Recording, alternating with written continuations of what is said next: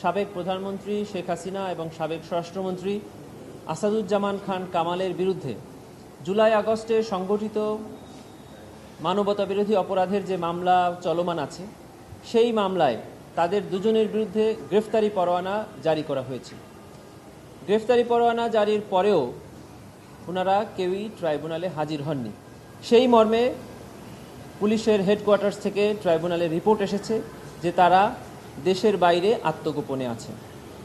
আন্তর্জাতিক অপরাধ ট্রাইব্যুনালের বিধিমালা ৩১ বিধি মোতাবেক এই ক্ষেত্রে বাংলাদেশে বহুল প্রচলিত দুটি জাতীয় পত্রিকা, একটি বাংলা এবং একটি ইংরেজিতে বিজ্ঞপ্তি প্রচার করার জন্য আইন বলে দিয়েছে।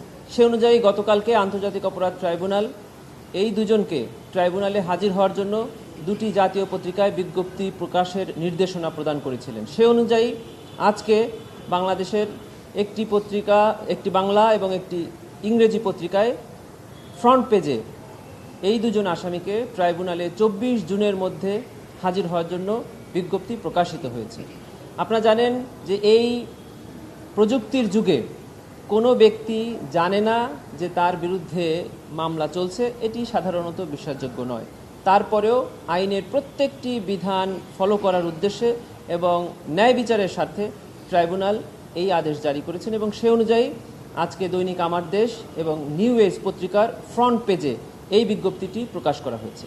আমরা আশা করছি তারা ন্যায় বিচার প্রাপ্তির ক্ষেত্রে এবং সারা দেশে ন্যায় বিচার প্রতিষ্ঠার ক্ষেত্রে তারা হাজির হয়ে এই মামলায় অংশগ্রহণ করবেন।